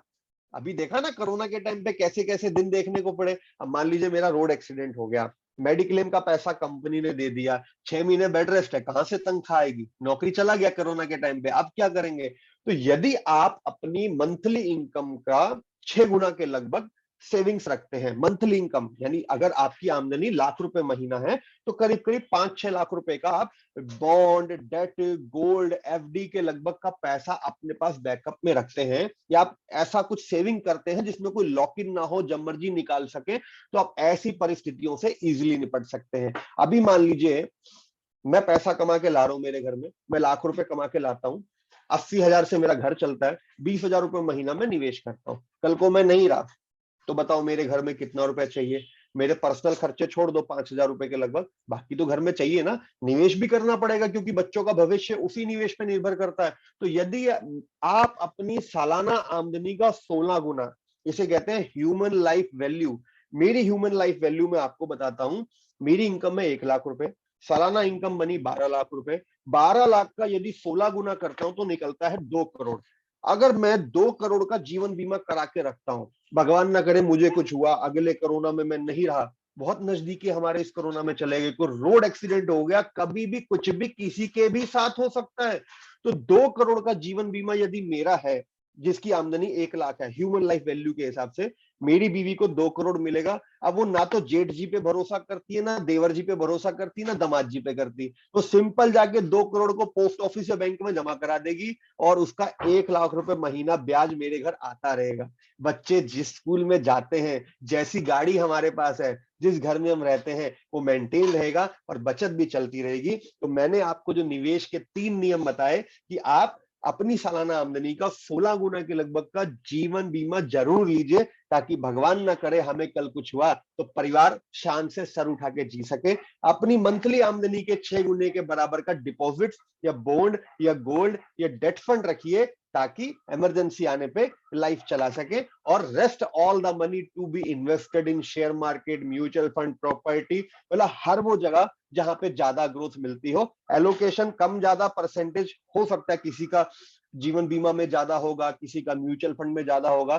तो आम आदमी का बटुआ मैं आपको बता दूं, अगर आप लोग, जिन भी लोगों की शादी हुई है, जिन लोगों ने कभी सोना खरीदा, आपको ध्यान होगा आज से 30 साल पहले सोने की कीमत थी ₹3,000 तोला।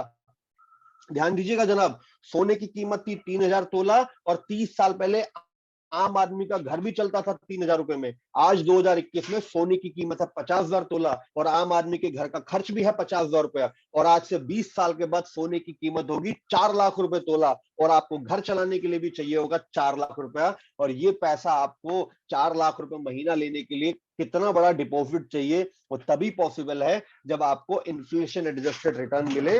निवेश ऐसी जगह कीजिए जहां अच्छा रिटर्न बने, लेकिन जीवन बीमा और शॉर्ट टर्म सेविंग जरूर कराइए। बिटकॉइन पे हम ज्यादा नहीं बोल सकते क्योंकि गवर्नमेंट ने इसे रेगुलराइज नहीं किया, लेकिन इस बार बजट में ऐसा बोला गया है कि आने वाले समय में इंडिया का खुद का क्रिप्टो करेंसी लॉन्च होगा, खुद का डिजिटल रुपी आएगा तो उसमें आप निवेश कर सकते हैं। सरकार ने कुछ नियम भी बनाए हैं, कुछ ब्रोकरेज के, कुछ कैपिटल गेन टैक्स के। तो मैं प्रेजेंटेशन खत्म करने से पहले एक बात बोलना चाहूंगा कि दोस्तों, भारतीय अर्थव्यवस्था तरक्की कर रही है, इकोनॉमी ग्रो कर रही है। बाहर मत बैठिए, शेयर बाजार का हिस्सा आप पहले से हैं, अंदर घुसिए। मोती चाहिए तो गोता लगाइए शेयर बाजार में, म्यूचुअल फंड में निवेश कीजिए, उभरते भारत में निवेश कीजिए। चढ़ते सूरज को सब सलाम करते हैं। आज पूरी दुनिया भारत की ओर टकटकी लगाए देख रही है, विदेशी निवेश हमारे यहाँ आ रहा है। तो इंडिया ग्रोथ स्टोरी को दूर से मत देखिए, उसका हिस्सा बनिए, पार्टिसिपेट कीजिए। LIC का IPO खरीदिए, SBI का म्यूचुअल फंड खरीदिए। इस पिक्चर को समझिए। जितने लोग यहाँ पे 40-45 साल की उम्र के, क्योंकि मेरी उम्र 40 साल है, मैंने शोले मूवी 10 से ज्यादा बार देखी। आप लोगों ने शोले मूवी कितनी बार देखी?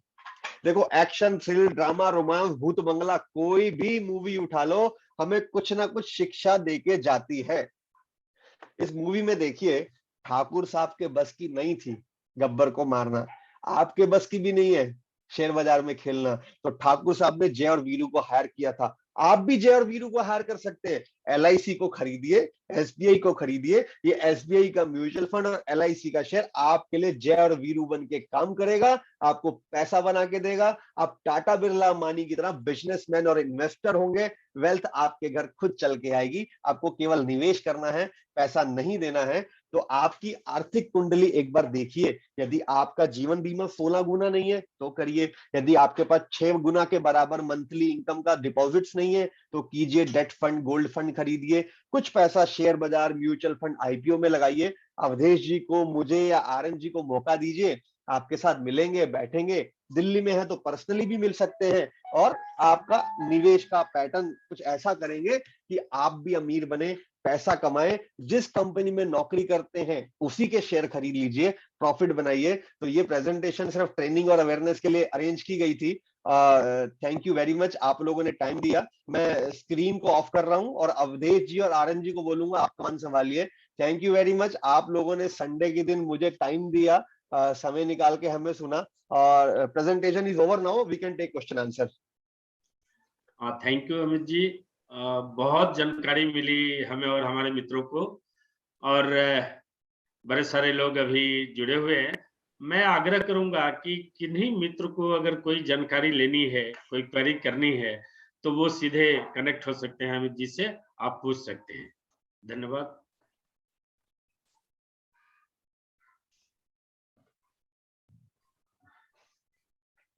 इन्वेस्टमेंट से रिलेटेड किन्हीं का कोई क्वेरी हो तो सीधे जुड़ सकते हैं अमित जी से। RN जी, RN जी 11 तारीख को LIC का IPO आ रहा है, और वो 11, 12, 13 3 दिन चलेगा, 3 ही दिन के लिए खुलता है। SBI की डेट जरा आप बता दीजिए क्या है? SBI की डेट है सर 14 फरवरी से ये स्टार्ट हुआ है, लास्ट 28 फरवरी तक चलेगा। तो 28 फरवरी तक हम इसमें इन्वेस्टमेंट कर सकते हैं। बाकी चीजें मैंने अवधेश सर को सारी चीजें शेयर कर दी हैं और दोबारा कर दूंगा। तो सर अपने सारे क्लाइंटों को एक बार इससे कनेक्ट करवा सकते हैं। विनय भाई अनम्यूट कीजिए, अपने को अनम्यूट करके पूछिए। नमस्कार देश जी। जी हेलो। हाँ बोले। हेलो जी जी देश जी। हाँ जी मैं एक चीज जानना चाहता हूँ, छोटी सी क्वेरी है। जैसे मान लीजिए कोई अप्लाई करता है म्यूचुअल फंड के लिए, हाँ तो अगर मान लीजिए मैंने 100 शेयर के लिए अप्लाई किया, तो क्या वो 100 का 100 मिल जाएगा, या उसमें बाद में ये होता है कि आपको अलॉटमेंट इतना होता है, कम ज्यादा होता है?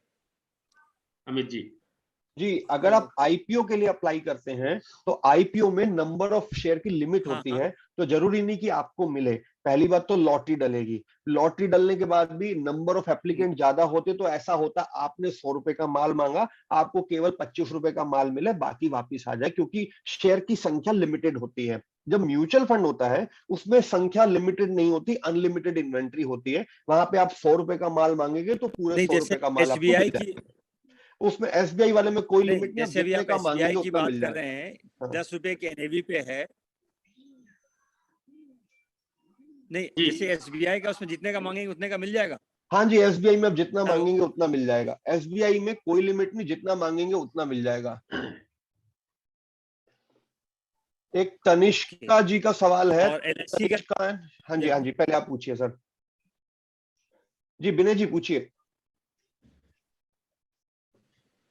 नहीं, मैं जैसे LIC का आएगा वो तो शेयर आएगा ना, तो उसमें तो विल हैव टू अप्लाई और जितना मिल पाएगा।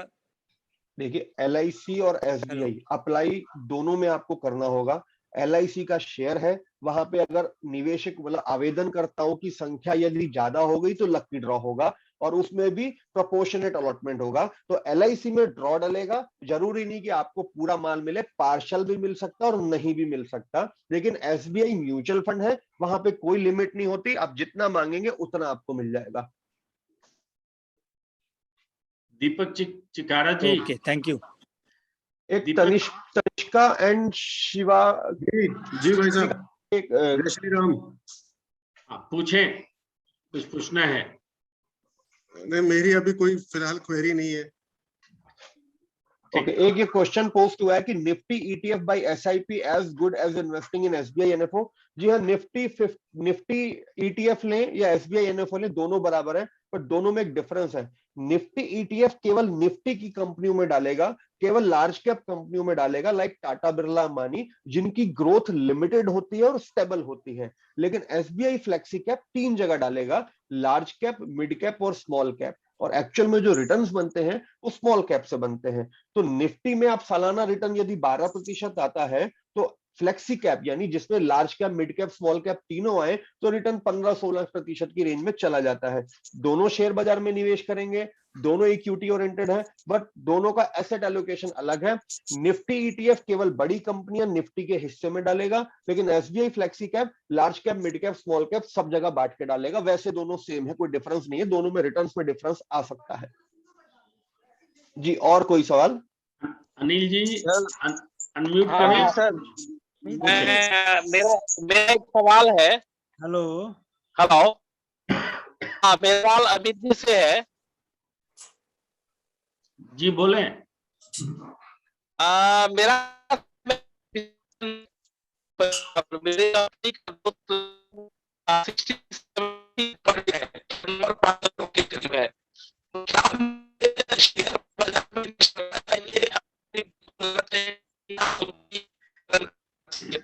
शेयर बाजार में लगाना चाहिए तो लगाना चाहिए अपनी पूंजी का? अनिल जी, आपकी आवाज साफ नहीं आ रही थी, पर जितना मैंने सुना आपने कुछ ऐसा कहा कि जिन लोगों की उम्र ज्यादा होती, क्या उन्हें शेयर बाजार में निवेश करना चाहिए। मैं आपको एक बात क्लियर कर दूं, उम्र ज्यादा मैटर नहीं करती, मैटर ये करता है कि वेटिंग पीरियड आपके पास कितना है। रकम आप कम डालें, ज्यादा डालें, वो मैटर नहीं करता, आप कितना समय निवेश करके रखते हैं वो मैटर करता है। यदि आप 5 से 7 साल का वेट कर सकते हैं तो ही शेयर बाजार में आइए। 5 से 7 साल मैंने इसलिए कहा, जो अभी तक का इतिहास है पिछले 40 साल का, शेयर बाजार गिरता भी है, गिरने के बाद ऊपर भी आता है, लेकिन गिरने के बाद कम से कम 1-1.5-2 साल का समय लग जाता है ऊपर आने में। तो अगर आप 2 साल 3 साल के बाद आपकी लाइफ में कोई टारगेट आने वाला है जिसके लिए आपने बचत करके रखा है, तो शेयर बाजार में मत डालिए। 5-7 साल का समय है तो शेयर बाजार में डालिए, ये पहला। दूसरी बात, जरूरी नहीं कि आप शेयर बाजार वाले फंड लें। जो मैंने बैलेंस फंड कहा था ना, या कुछ पैसा शेयर बाजार में लगेगा, कुछ गोल्ड में लगेगा, कुछ बॉन्ड में लगेगा, उनमें हाई रिस्क नहीं होता, लिमिटेड पैसा शेयर बाजार में जाता है, आप उस तरह का निवेश देख सकते हैं। मेरे को ऐसा सुनाई दिया था कि आपका सवाल ऐसा है, यदि कोई और सवाल है तो फिर पूछ लीजिए, उस वक्त आवाज साफ नहीं आ रही थी। जी अमित जी नमस्कार। नमस्कार जी, बताइए। मैं हरेंद्र सिंह बोल रहा था जी। मुझे ये जानना था कि आपने अभी जो बताया कि शेयर बाजार में आप ज्यादा इन्वेस्ट करेंगे और या लॉन्ग टर्म के लिए इन्वेस्ट करना चाहते हैं तो ही ज्यादा वो प्रॉफिटेबल होगा, जी अदरवाइज म्यूचुअल फंड ज्यादा बेहतर है। सर देखिए, क्या होता है कि जब आप एक कंपनी का शेयर लेते हैं या 2 का लेते हैं या 3 का लेते हैं, इससे ऊपर आप रिसर्च नहीं कर पाएंगे। कल को सरकार ने कोई पॉलिसी बनाई, वो कंपनी धराशायी हो जाती है। लॉकडाउन लगा, इंडिया की सबसे बड़ी परचून की दुकान, आपने नाम सुना होगा, इंडिया की सबसे बड़ी परचून की दुकान है बिग बाजार। वो दुकान दिवालिया हो गई, सबको मालूम है बिग बाजार का क्या हाल हुआ। एयरलाइंस चलनी बंद हो गई, उनके शेयर धड़ाम से गिर गए। तो जब आप शेयर लेते हैं तो मुनाफे और लॉस का परसेंटेज बहुत ज्यादा होता है। कंपनी मल्टी बैगर भी हो सकती है और बर्बाद भी हो सकती है। अब सरकार ने पॉलिसी बनाई, कैंटेबल, टीक्यूएफ जैसे शोरूम खुल गए तो दर्जी की दुकानें बंद हो गई। तो एक शेयर लेने में कभी कभी नुकसान भी हो सकता है, लेकिन जब आप म्यूचुअल फंड लेते हैं तो पैसा 50 कंपनी में बांट के लगता है। तो रिस्पेक्टिवली जब पैसा 50 जगह डाइवर्सिफाई हो गया, एक आधी कंपनी डूब भी जाएगी तो ज्यादा फर्क नहीं पड़ता। और म्यूचुअल फंड का प्रूवन ट्रैक रिकॉर्ड है पिछले 30 साल का, 30 साल से सालाना 15-20% की ग्रोथ दे रहे हैं। तो जब एक चीज पहले से वेल प्रूवन है तो मैं ये बेहतर समझता हूं कि आम निवेशक को खुद शेयर बाजार में निवेश ना करके म्यूचुअल फंड के थ्रू जाना चाहिए। साल का अपना 25-30%, मतलब जो भी आप निवेश करते हैं, यदि आपकी 10,000 रुपए की सेविंग है, उसमें कुछ पॉलिसी में डालेंगे, कुछ पीएफ में डालेंगे, उस 10,000 रुपए की सेविंग में से 2,000 रुपए म्यूचुअल फंड एसआईपी में भी डालना चाहिए। सही। तो अभी म्यूचुअल फंड में सबसे अच्छा कौन सा आपको दिखता है? एसबीआई एक बताया आपने, और सर कोई भी फ्लेक्सी कैप फंड ले लीजिए किसी भी कंपनी का, SBI, Reliance, ICICI, HDFC, Axis, सभी बैंकों के पास म्यूचुअल फंड है। सभी बिजनेसमैन, टाटा, बिरला, अंबानी, तीनों के पास म्यूचुअल फंड है। ज्यादा फर्क नहीं पड़ता, लंबे समय में सबके रिटर्न्स अच्छे आते हैं। अच्छा, ठीक है, थैंक यू। एके प्रसाद जी,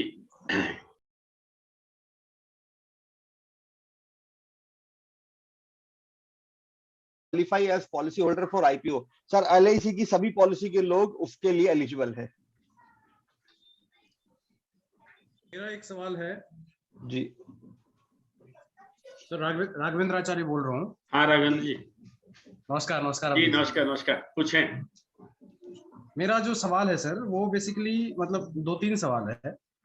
मेरी एज है 39 इयर्स और जो मेरा सैलरी है वो 14 लाख है, और मैंने इन्वेस्टमेंट अभी तक किया नहीं है, कुछ भी नहीं, मतलब एक LIC भी नहीं लिया है मैंने। अरे दिन से बच रहे हैं। जी जी। और मेरे जो सवाल हैं बेसिकली 60 की एज पे मुझे इन्फ्लेशन एडजस्टेड कुछ एक लमसम अमाउंट चाहिए। 10 साल के बाद, यानी कि 10 साल के आसपास में मुझे करीब 30 लाख रुपए की जरूरत होगी। और तीसरा है टैक्स बेनिफिट जो है, वो टैक्स मतलब एडजस्टमेंट कैसे करना है, ये 3 चीजों को मुझे प्लान करना है। मैं इसमें आपको 2 राय देना चाहूंगा। एक तो या तो आप हमें समय दीजिए, चाहे पर्सनली मिल लीजिए या जूम मीटिंग कर लीजिए, मैं RM जी, अवधेश जी आपसे मिलेंगे। आपकी लाइफ के जो टारगेट्स आपने बताए सॉफ्टवेयर में, कैलकुलेटर में डालेंगे और उसके हिसाब से आपको बताएंगे कितना निवेश कहाँ करना है। अमूमन जो लोग फाइनेंशियल प्लानिंग का फॉर्मूला नहीं अडॉप्ट करते उनको मैं 2 सलाह देता हूँ। जो भी इनकम आप कमा रहे हो उसका 20% स्पेयर कर दो। आपने बोला 14 लाख कमा रहे हो तो करीब करीब महीने का हुआ 1.5 लाख रुपए के लगभग, तो उसका 20% यानी करीब करीब 28 से 30 हजार रुपए महीना मंथली स्पेयर करना शुरू कर दीजिए। उस पैसे के 3 हिस्से कर दीजिए। 33% जीवन बीमा कंपनी जो मुझे परमानेंट लॉस ऑफ इनकम से बचाएगा, यानी मेरी फैमिली को प्रोटेक्ट करेगा। एक चीज है, कर क्यों नहीं पाते हैं? क्योंकि आपको पता है कि आपके एक्सपेंसेस ही खत्म नहीं होते। दादा वो डिसिप्लिन बनाने पड़ेंगे। अगर आज आप एक्सपेंस मैनेज नहीं कर पा रहे तो रिटायरमेंट के बाद कैसे करेंगे? जब बच्चे बड़े हो जाएंगे, उनके खर्चे होंगे, तब कैसे करेंगे? तो अर्ली स्टेज ही वो स्टेज होती है जहां पे आप निवेश फोर्सफुली कर सकते हैं। लेटरल स्टेज पे आदमी के खर्चे इतने बढ़ जाते हैं और उसके बाद रिटायरमेंट आ जाती है, आदमी कर ही नहीं पाता। आपको स्ट्रॉन्ग डिसिप्लिन बनाने पड़ेंगे। आमदनी का 20% स्पेयर कीजिए, नहीं करेंगे तो भविष्य में परेशानी होगी। तो या तो टाइम दीजिए, बैठ के आपका आर्थिक कुंडली स्टडी करेंगे, आपका आर्थिक कुंडली बनाएंगे, नहीं तो बेसिक फार्मूला आमदनी का 20% निवेश कीजिए, उसके 3 हिस्से कीजिए। 33% life insurance, 33% short term product जो शॉर्ट टर्म में अपनी नीड पूरी करेंगे, और 33% लॉन्ग टर्म प्रोडक्ट यानी शेयर बाजार, mutual fund and SIP। RM जी आप कभी मिल सकते हैं? RM जी आप अपना शेड्यूल बताइए, अवधेश जी के साथ कभी इनसे मिलना हो। सर नेक्स्ट वीक मैं सर के पास पूरे दिन के लिए जाऊंगा, तो उस दिन हम प्लान कर सकते हैं कि मल्टीपल जितने भी मल्टीपल क्लाइंट्स हैं उनके साथ में मिलके या सर के ऑफिस में आके हम मीटिंग कर सकें। तो एक बार अवधेश सर से कोऑर्डिनेट कर लूँगा मैं कि ताकि सभी अपने क्लाइंटों को एक बार बात कर लें, जो मिल सकते हैं या ऑफिस में मिल लेंगे या हम उनसे पर्सनली घर पे जाके मिल लेंगे। राघवेंद्र जी कभी कभी क्या होता है कि स्क्रीन पे हम सारी चीजें शेयर नहीं कर सकते। आप अपने पर्सनल क्वेश्चन नहीं पूछेंगे, मैं बहुत सारी चीजें सीक्रेटली सबके सामने नहीं बताऊंगा। मिलना ज्यादा बेहतर है। और यदि आप दिल्ली में नहीं है, यूपी में है, कहीं दूर है, तो हम जूम मीटिंग कर सकते हैं। अवधेश जी बहुत सारे लोग ऐसे होते हैं जो अपने पर्सनल क्वेश्चन स्क्रीन पे सबके सामने नहीं पूछना चाहते। कोई नहीं, मेरा टैक्स के लिए भी कुछ बताइए, टैक्स सेविंग के लिए। एक क्वेश्चन मेरा था अवधेश जी। सेठी साहब है कि ये जो भी रिटर्न आएगी long term short term, they are subject to tax? मैं दोनों सवाल ले लेता हूं। पहले राघवेंद्र जी का सवाल था, म्यूचुअल फंड में टैक्स सेविंग म्यूचुअल फंड होते हैं, बाकी म्यूचुअल फंड में कोई लॉक इन नहीं होता, जब मर्जी पैसा निकाल सकते हैं। मैं लेता हूं सर आपका सवाल जो टैक्स ट्रीटमेंट का है ना, मैं इसके बाद ले रहा हूं। तो म्यूचुअल फंड में दो ऑप्शन ले रहा हूं, एक तो टैक्स सेविंग, अगर आप नॉर्मल म्यूचुअल फंड में डालते हैं तो टैक्स सेविंग नहीं मिलता है। टैक्स सेवर म्यूचुअल फंड में डालते हैं, उसके नाम में ही टैक्स सेवर लिखा होता है, तो टैक्स रिबेट मिलता है एटीसी के तहत, लेकिन उसमें 3 ईयर लॉक इन होता है। अब बात करते हैं, और दूसरा एलआईसी पॉलिसी में भी आपको टैक्स रिबेट मिलता है। अब बात करते हैं टैक्स रिटर्न्स की। म्यूचुअल फंड निवेश में 2 नियम लागू होते हैं जो कैपिटल गेन के नियम है। यदि आप 365 दिन से पहले अपना म्यूचुअल फंड विड्रॉ करेंगे तो जो भी आपका प्रॉफिट है, आपको प्रॉफिट पे 15% टैक्स देना होगा, चाहे आप किसी भी इनकम ब्रैकेट में आते हो, यानी 365 दिन से पहले। और यदि आप 1 साल के बाद म्यूचुअल फंड या शेयर, कुछ भी शेयर या म्यूचुअल फंड दोनों 1 साल के बाद विड्रॉ करते हैं, तो प्रॉफिट का 10% टैक्स देना होगा, जिसमें पहला 1 लाख का प्रॉफिट टैक्स फ्री है। अब इसको मैं एग्जाम्पल के तौर पर बताता हूं। मैंने 1 लाख रुपए का निवेश किया और 4 साल के बाद वो 1 लाख की रकम 3 लाख बन गई। मैं फिर रिपीट कर रहा हूं, मैंने 1 लाख का निवेश किया, 4 साल के बाद वो रकम 3 लाख बन गई, तो मेरे को 3 लाख रुपए म्यूचुअल फंड से वापिस आए। इसमें पहला 1 लाख तो मूलधन था, उसको हटा दीजिए, बाकी बचा 2 लाख। उसमें भी 1 लाख सरकार बोलती कि टैक्स फ्री लिया जा सकता, वो खत्म हो गया, बाकी बचा केवल 1 लाख, उसका 10% यानी कि 10,000 रुपया। तो बहुत नॉमिनल टैक्स लगता है प्रॉफिट के ऊपर। आप टैक्स ब्रैकेट 10 में आते हो या 30 में आते हो, या आपने वो सेकंड टैक्स ब्रैकेट ले रखा हो, कोई फर्क नहीं पड़ता। म्यूचुअल फंड में प्रॉफिट का 10% देना है, और वो भी पहले 1 लाख उसमें माफ है।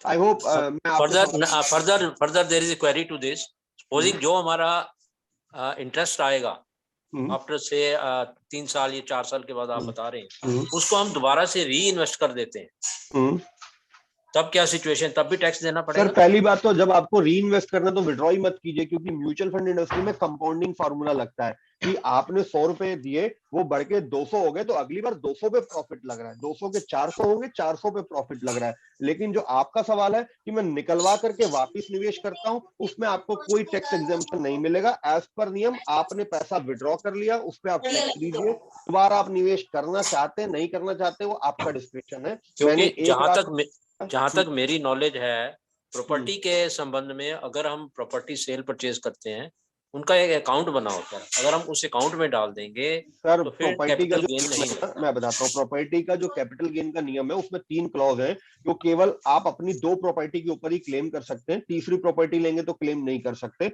दूसरी बात, 50 लाख तक का ही कैपिटल गेन होता है, और वो प्रॉफिट के पार्ट से आपको विद इन 1 ईयर प्रॉपर्टी लेनी होती है। तो प्रॉपर्टी के केस में रूल रेगुलेशन अलग है, म्यूचुअल फंड के केस में रूल रेगुलेशन में नहीं है।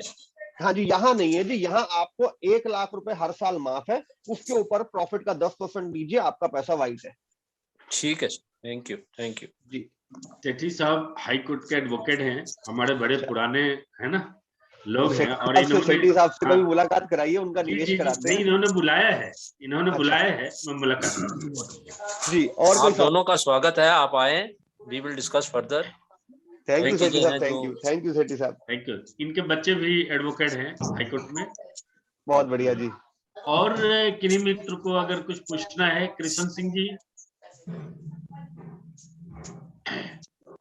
सर नमस्कार। हाँ नमस्कार कृष्ण जी। अच्छा, मेरा यही था सर, हाँ। ये हम जो शेयर मार्केट से प्रॉफिट अर्न करेंगे, मेरा क्वेश्चन ऑलमोस्ट हो ही चुका है। ठीक है। कि इसमें हमारा जो प्रॉफिट होगा उसमें टैक्स अमाउंट क्या डिडक्ट होके ये प्रॉफिट मिलता है, तो ऑलमोस्ट वो क्वेश्चन का आंसर सर ने दे ही दिया, हमारा क्वेश्चन हो ही गया था। चलिए प्लान बनाइए, बुलाइए, है ना, करेंगे बात आपसे। और कोई मनोज भैया से बातचीत चल रहा था हमारा कि हम लोग इसमें जाते हैं शेयर मार्केट में। मनोज जी कुछ पूछे? मुझे एक चीज और पूछना था, वो मुझे क्लियर नहीं हुआ जी। मुझे टैक्स एग्जम्पशन के लिए मतलब कितना मुझे इन्वेस्टमेंट करना चाहिए? सर आप कितना भी कर सकते हैं, सरकार की लिमिट 1.5 लाख है एटीसी के तहत, 1.5 लाख से ऊपर का एग्जम्पशन आपको नहीं मिलेगा, भले आप 50 लाख डाल दीजिए। सरकार की लिमिट एटीसी की इस वक्त केवल 1.5 लाख की है। 1.5 लाख का मतलब क्या हुआ? 1.5 लाख रुपए का निवेश। अरे पीपीएफ वगैरह में आप 1.5 लाख रुपए डाल दीजिए। और आप नौकरी करते तो और 14 लाख का आप आमदनी बता रहे हैं, तो आपका 50-60 हजार रुपए तो पीएफ इससे ज्यादा ही कट जाता होगा, बल्कि हो सकता है 1 लाख रुपए के लगभग आपका पीएफ कट जाता हो। तो आपका 1.5 लाख का लिमिट मेरे ख्याल से पूरा हो जाता होगा। आप एक पॉलिसी करा लेंगे, उसी में पूरा हो जाएगा। एक मेरा वो होम लोन भी है 33 लाख का। सर होम लोन का जो मूलधन होता है, मूलधन एटीसी के अंदर आता है, और जो ब्याज होता है उसके लिए 1.5 लाख की अलग से लिमिट मिलती है। उसका सर नहीं 2 लाख का है सर, इंटरेस्ट के ऊपर ना 2 लाख हाँ जी, दिखता है सर। हाँ वो अलग से है, वो एटीसी के अलग है। और शुरू में क्या होता है, जो इनिशियल 5 साल होते हैं, इनिशियल 5 साल में मूलधन बहुत कम चुकता होता है, ब्याज ज्यादा चुकता होता है। राजेश कुमार जी, राजेश जी चार्टर्ड अकाउंटेंट है।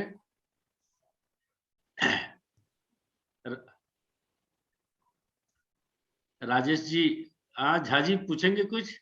नहीं सर, बहुत बहुत धन्यवाद सर। ये चीज तो आपको पहले हम लोगों को बताना चाहिए सर। अरे चलिए, दे रहे दुरुस्त है, दे रहे दुरुस्त है। मनोज जी कुछ पूछेंगे? हेलो, नमस्कार अवधि जी। हाँ नमस्कार, नमस्कार। हाँ अमित जी नमस्कार। नमस्कार जी, नमस्कार। अमित जी, मैं ये पूछ रहा था, जब हम म्यूचुअल फंड में एसआईपी में पैसा लगाए हैं जी, तो हम बीच में कुछ एक्स्ट्रा अमाउंट डाल के उसकी यूनिट्स और परचेस कर सकते हैं?